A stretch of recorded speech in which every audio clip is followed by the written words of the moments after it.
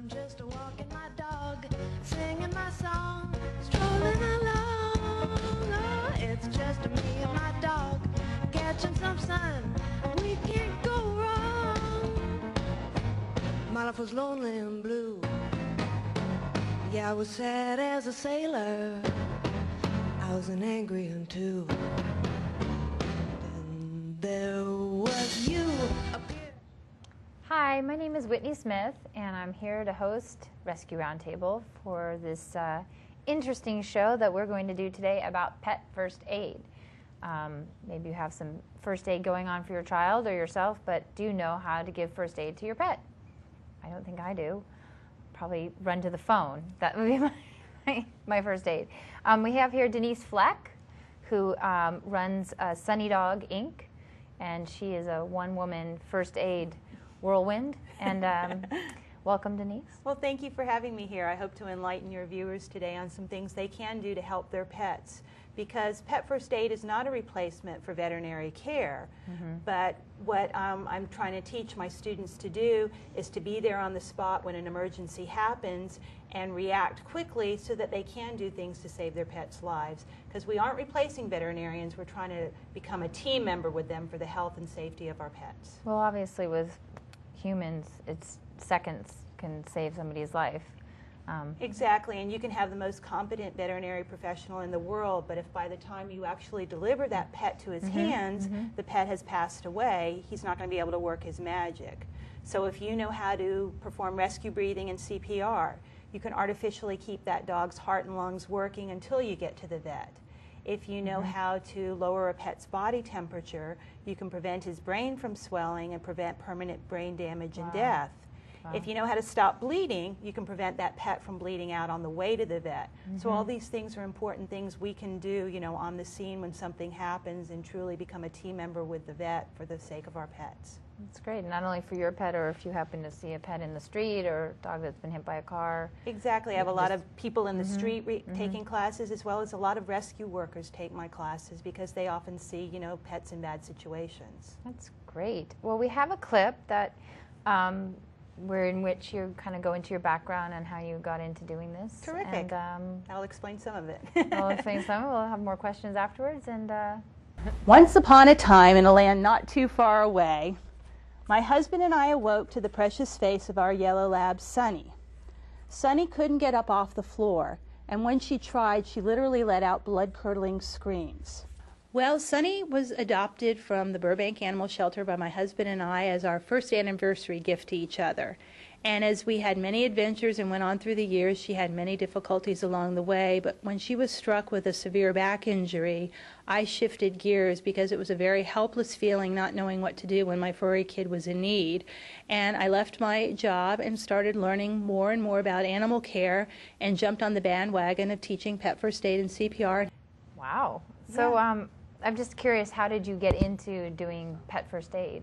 Well, like I mentioned, you know, Sunny had her injury, and that just propelled me on wanting to learn everything I could. So since then, I've trained with the Red Cross, with Pet Tech Inc., with Learning Corporation of America, with American Health and Safety, with the Humane Society, with American Humane. I just continue to go to any seminar animal related. I've done a little bit more than a decade's work of rescue work myself, really hands-on rescuing animals and working with them in kennel situations where some of them have been injured or they need to be muzzled in order to perform, you know, a first aid technique on them. I'm also a member of the Surf City Animal Response Team that was started by many of the people that responded to the Katrina incident. And what we do are go around training different communities how to set up temporary shelters in the event of a disaster, because even though some wonderful laws have been passed about taking our pets along and, you know, being able to evacuate with them, they're not going to be allowed into Red Cross shelters because of health reasons. So we're going to need communities to know how to set up animal shelters right next to or very close to those Red Cross shelters. So that's some of the stuff we do in my animal response team, as well as train ourselves how to get a dog off a roof or a cat out of a tree. But I must say, I think my greatest lessons learned have come from being dog mom to 11 and cat mom to one over the years. They've brought not only unconditional love to me, but they brought, you know, a plethora of experiences for me to work on, whether it be behavioral issues or little incidents they get into. So, but your incident with your dog, most people would have maybe learned something and then gone on back to what they're doing, but that was like a light bulb moment for you where you're like, wait a minute, this really interests me and I could share my knowledge with others. Exactly. Yeah. I mean, a lot of us know what to do when another human is injured, but it was just really a helpless feeling. And although people may know human first aid, it's really important if you have dogs and cats to get pet-specific training, because there are two basic differences. I'm sure we could come up with more. But one is the anatomy and physiology. For the most part, we walk on 2 legs, and our dogs and cats walk on 4, Absolutely. which means the organs are set up a little differently inside, and you have to. I could point out on a diagram. We do have a clip, I think, of one of your classes where you're demonstrating. I'm doing a snout to tail check, and this is something I feel is very important you do with your pets every week, because if you find a little lump or a bump when it's small, you can catch it. Well, hopefully you can catch it. It was benign. Oh, that's wonderful. But other times, if you don't, you know, it may be a long time before that next veterinary visit when he may find it, and that little lump can actually become a nightmare. So yes, this clip shows me doing a head-to-tail checkup or snout-to-tail checkup on my senior lab, Mr. Rico. Nice. Snout-to-tail technique. It's important to do a weekly snout-to-tail check of your dog or cat so that you can find a problem before it becomes a nightmare. If your dog or cat isn't used to you touching him a lot, you may have to start working just at the head and the next day doing the paws and so on until he'll allow you to accomplish this in a 5-minute session. So I noticed that you have done a lot of writing for Dog Fancy. You've been on a lot of TV shows and you give a lot of classes. So if our audience would like to participate in a class, how would they find a class to? Well, they can Google me and look up Sunny Dog Inc., and I have a class almost every week somewhere. I also do some presentations at libraries, but I teach mostly in LA, Orange, and Ventura County, but I'm happy to go wherever there's a need, because I think it's important to get the word out on how you really can help your pets. And do you have any printed, like a book, or pamphlets? I've actually developed a pet first aid kit with more than 60 items. Exactly. Wow. Because once you have the skills and knowledge, you need the tools to do the job.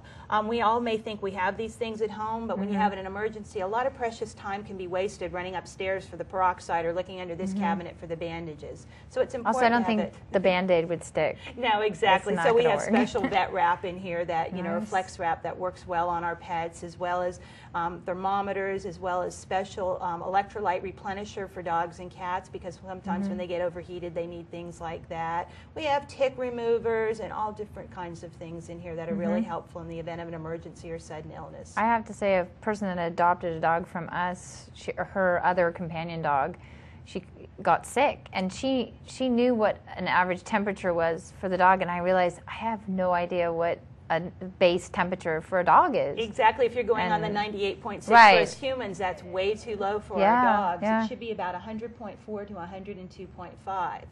So it is considerably higher. Their body temperatures are higher. I'm beginning to feel more and more ignorant about what I know about my dog. Well, there's really no pet parenting 101 class, and that's kind of what I'm bringing along with the first aid and CPR techniques. It's just kind of making you open your eyes more to things that you can do to prevent things from happening to your pets, as well as giving you a little education on those basics, how to check their vitals, to know where their pulse is and their respiration, how to check if they're going into shock, to check if they're well hydrated, all different basic little things like that.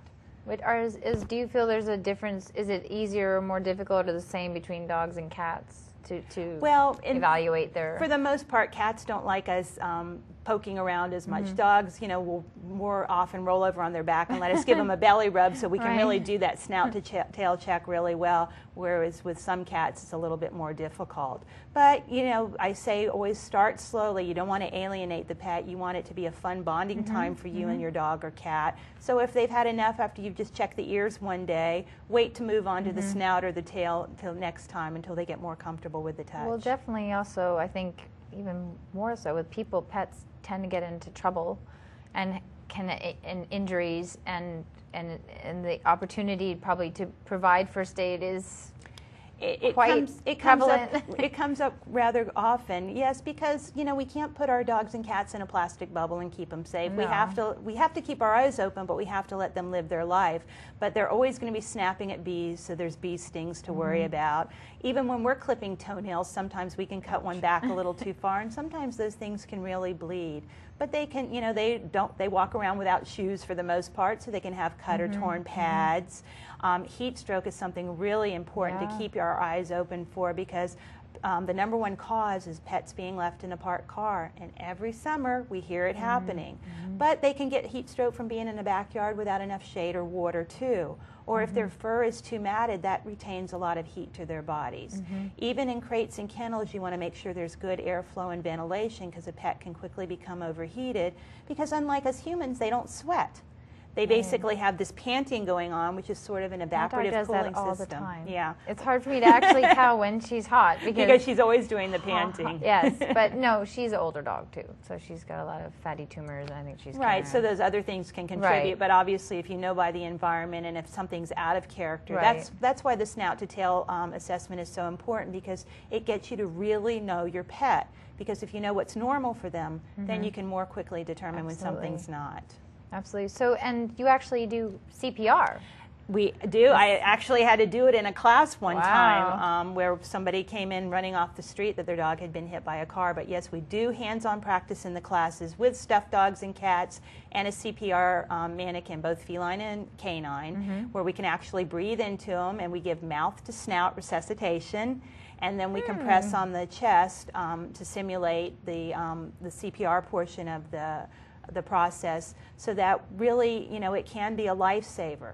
Most of the time, you're not going to get the dog to jump up and lick your face and wag his tail after he's done CPR, because obviously it's been a real serious injury, and we haven't solved the problem. But what our goal is to artificially keep the heart and lungs working until we can get to that vet or that emergency center who really can take over and save our pet's life. I think we have a little clip of you giving a CPR class, which is also something you might want to think about taking. CPR for dogs is very similar to humans, but it has to be done somewhat differently, because obviously the location of their heart is different from ours. If you're to take your dog or cat and rotate his elbow back towards his chest, that points basically to where the heart is. On a human, we generally check a pulse at the wrist or in the carotid artery. But for a dog or cat, we have to find the pulse in the femoral artery, which is located inside the thigh. If at any point there is no pulse, we need to begin CPR. Basically, we do 15 compressions, 2 breaths. 15 compressions, 2 breaths. And after every 4 rounds of that, we check for a pulse again. As you saw in that clip, I had the dog's elbow bent back to show the direction of his heart. So that's what I was talking about earlier, why it's important to get pet-specific training, because the heart's in a slightly different place. And in order to actually do compressions and squeeze the heart, in the case of our dogs and cats, you have to squeeze through that rib cage and also squeeze 2 balloons known as the lungs in order to compress the heart.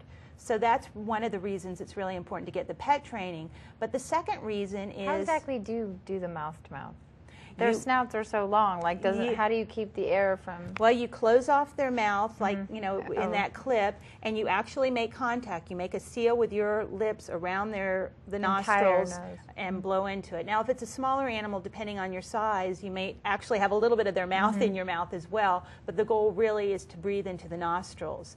And we were slightly lied to when we were in elementary school. We don't completely, probably a lot of things, but we don't completely breathe in oxygen and exhale carbon dioxide. When we exhale, there is a lot of carbon dioxide, but there's nitrogen and there's some oxygen and other elements in there too. So when we do exhale for a human or a pet, we are giving them some oxygen. Granted, it's not as great as having an oxygen mask on them, but it is a sufficient amount. And then by continuing to compress the heart, the oxygen that's already in the bloodstream, we continue to circulate. So that's, in a very brief nutshell, how we're able to keep their heart and lungs going and keep them alive until they can get the professional help. And is there a Heimlich maneuver? There is. Pets very often choke. Cats, strangely enough, the thing they most often choke on, other than hairballs, are sewing needles. And everybody's always surprised to hear that. But very often when we sew, we'll stick that needle in a pin cushion with a tail of thread.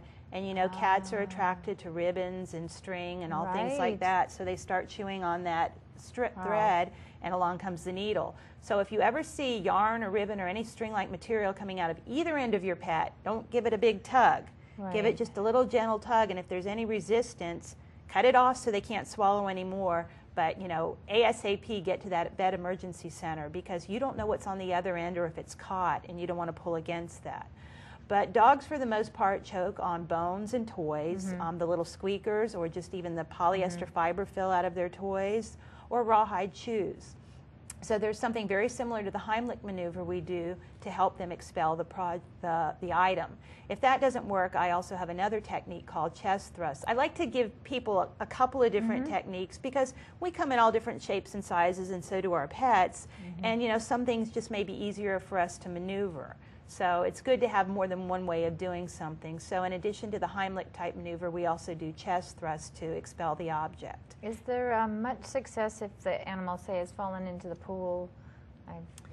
Drowning. If you happen to catch it early enough. Well, what I like to say, the best first aid for drowning is to try to prevent it in the first place. Right. Obviously, you know, if you have a pool, have it separately fenced in, or have one of those ramps that pets can easily get out of, because they don't always understand the stairs. So it's important you do teach them where the stairs are and how to swim to them, because dogs very often tire, cats as well, when they've fallen into a pool and they struggle in the deep end to get up out of the water, and they can't do it, and they tire and fatigue and drown. If the water has just generally fills up their stomach first, if that's the case, we have a real good chance of rescuing them. But if the water has also filled up their lungs, it's much more difficult for us, because we can't provide any oxygen in the form of rescue breathing into lungs that are full of water. So we do turn them upside down or elevate their hindquarters in an attempt to try to get the water out. But if the lungs are really full of water, they have a whole bunch of bronchioles and bronchioles, similar to like the little capillaries that carry blood throughout our body. Well, those are the little vessels that carry the oxygen through the lungs. And, you know, they're curvy and twisted, and it's really hard even turning an animal upside down to extricate all that water. Yeah, so I mean, we really want to try to catch it before the lungs are filled with water, because then it becomes a real serious situation. There are some doggy paramedics out there these days, kind of like there's a there's a couple of companies that do that. So it's good to always have those numbers, numbers on hand, along with your nearest animal emergency center. But, you know, again, people, rescue people can't always get there in time, so it's important for you, being the pet parent or the person in charge of the animal at the moment, whether you're a pet sitter or a rescue worker, to have the skills and what to do. I had a cat that was adopted out and unfortunately got attacked by a coyote, and he survived, but I think it would probably have been very useful, because, sometimes there's bones that have been broken, and, you have to stabilize it. I would think, like a person, you could stop further damage if you bind it a right way. Or right. In addition to teaching people how to stop bleeding, we teach how to splint, and very often a lot of the things you have around your house make wonderful splints. A rolled up magazine, 2 wooden spoons for some smaller animals. So there's different things we have at our disposal, and that's another thing I really try to enlighten people to, because you can have all of your items together, but maybe you just won't, for some reason, have them when you need them with you. So you're going to have to improvise, and you have to do the best with what you have. Now, what you mentioned as far as broken legs and all too, when something is, when an animal is really badly injured and in a lot of pain, he may not act the way we normally expect him to. Burnt paws, for example, our upcoming Memorial Day cookouts. If we turn our back on the grill, those paws might come up for the last burger. Or actually, a friend of mine's, their dog, they were at an outdoor cookout, and the baby fell into the coal pit, and the dog went in after the baby to save the baby, and the baby had serious burns, and the dog's paws were completely scorched. But what a wonderful and horrible story all right. But I mean, these are the kind of where you think, oh, you're out at the beach, what could go wrong? And this is like, I wouldn't know exactly what to do for pads. Well, exactly, and we talk about that, but in that case, since the animal may be in so much pain, he might actually bite the rescuer, the person trying to help him.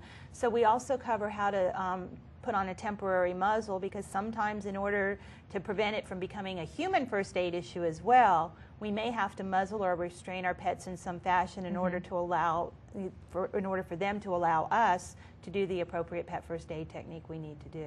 I've seen somebody use a hair bandana. Absolutely, a bandana.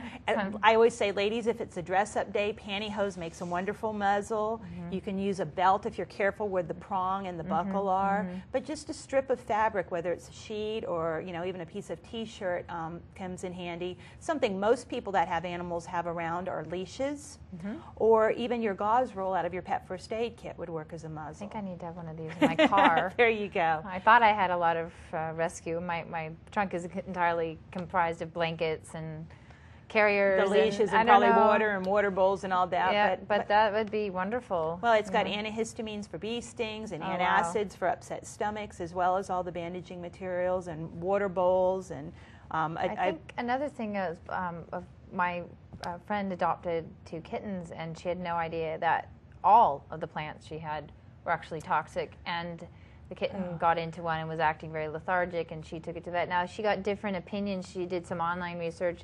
Poison can, if got too quickly, and with an absorbent, I think. Right. Well, but a lot of people have no idea how toxic. I would say forget it with the plants. Just well, it's crazy. It can be very serious and even deadly. But the thing with poisoning is it's relative. What's going to kill a Chihuahua is going to have no effect on a St. Bernard because of body size and the amount they consume. So that's part of it too. But I actually fell asleep with a big bag of 1/4 pound of semi-sweet covered raisins that my dog ate. Big no-no. When I woke up and I saw it, I literally was on the phone to emergency. I thought she was going to die. But she's a 78-pound dog, and I guess her body weight. But I was just watching her, like, because I went toxic for dogs. I didn't know what kind of emetic or something to give to her. Right. So that would have been. Now, did you say they were chocolate covered, or they were semi-sweet chocolate raisins? Okay, so we have a double whammy there. Yeah, because the raisins and grapes contain an unknown toxin that can shut down pets' kidneys. Again, it depends on a certain amount. But the chocolate contains an element called theobromine.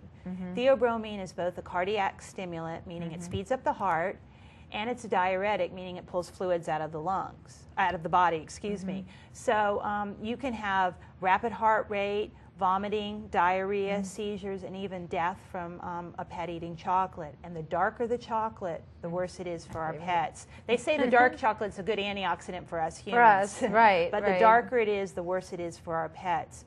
Other things you should watch out for are onions.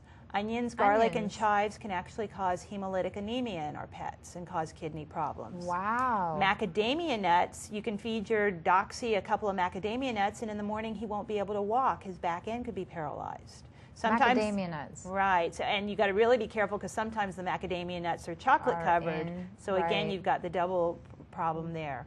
If you happen to cook bread dough and have the rising yeast around the house, that can be a real problem if your pet consumes that, because the yeast can continue to rise and ferment in their stomach and actually give them a form of alcohol poisoning. So just because it's good for us, it isn't good for our pets. But there are some vegetables that are wonderful for our dogs and cats. Green beans, carrots, I've broccoli. tried to get Sugar to eat carrots. You just want to make sure they don't become a choking hazard, though. Right. But no, she just lets it drop out of her mouth like, where's something really yummy? I have an Akita that can hear a banana peel from the other side of the house and comes running. So bananas? Bananas. Really? So it they're just okay. depends. Yes.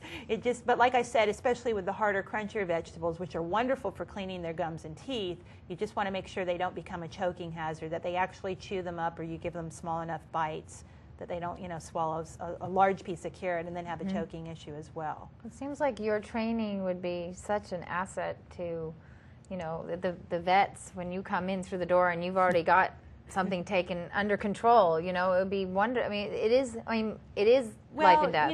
It can make their job easier in that maybe you become more aware of things you shouldn't do with your pets, and that you've done some of the, the preventive measures, as well as maybe you've already got a nice bandage on there, and not only have you stopped the bleeding, but you've prevented infection from getting in, so that when the vet takes over, he doesn't have a serious, or other complications to deal with. But like I said, this certainly isn't a replacement for veterinary care. No, but all these accidents tend to happen, spontaneous, out of the blue. By the time you could get to the vet, you could really save your dog or your cat's life. Exactly. And I mean, if you're hiking somewhere, you may not be able to get to a vet for several hours. Now, in the case of snake bites, we certainly want to get to the vet as quickly as we can. But some of the other things, if we can splint or help with an antihistamine for a bee sting, that can be very helpful if we're delayed in getting to the vet. We can make the pet more comfortable. Yeah, there was a dog park in Silver Lake that got bit by a snake. And you don't even think about that. It's just, what would you do, In Southern California, really the only poisonous snakes we have are rattlesnakes, but there are 7 or 8 different types of rattlesnakes. And even if it's not a poisonous rattlesnake, just think about it. I always talk to my students about, yes, we really do have to brush our dogs' and cats' teeth. It's very important, and if we have time, we can discuss that a little bit. But nobody brushes the rattlesnake's teeth, and what does he consume? Rodents. So even a non-poisonous snake, if he bites you or your dog or cat, is basically putting sort of a rat stew into your body with all kinds of nasty bacteria. So even if they don't get poisoned, they could get a bad infection. So you need to know how to clean out a wound like that and get them to the vet for antibiotics. So do you find success with teeth brushing? I always look at the tartar on my dog's teeth and think, wow, I'd love to get a pick on that, and I don't know if she'd let me, but... Well, what I say is start off simple once again. Dip your finger in some chicken broth or beef broth, something they like, and start massaging their gums. Then move on up to one of those finger toothbrushes, and then maybe eventually you can do a regular toothbrush. But at the very least, just even take a wet washcloth every other night before bedtime and wipe down the gum line. Because what happens is plaque forms, which is basically the food, saliva, and bacteria, and within 48 hours, if you don't brush that away, it becomes tartar, those yellow brownish stains. Right. And what they tend to do is harden on the teeth, and the gum recedes or pulls away from the tooth line, and then bacteria can get into that little pocket and travel through the bloodstream. So even a healthy dog or cat, if that bacteria gets into his bloodstream, that bacteria can travel to the brain or to the heart valves or the kidneys or any of the organs. So it is important to try. I'm visualizing doing this tonight with sugar. Well, we have covered a lot today, and I think there's just so much more to learn. I would really like to take one of your classes. I'd love to have you. It would be very, very interesting. I mean, I don't even know where Sugar's heart is. Is it over here, over here? You have to bend that elbow back, and that'll point to the heart. But it's basically kind of under the armpit. But again, remember, it's between that big rib cage and those 2 balloons called the lungs. Well, thank you, Denise, so much for Thanks for coming. having me. And check it out. Sunny Dog Inc. is her website, and you can learn a lot about helping your pet survive an injury or an accident. And thanks for all you do for the animals as well. Thank you.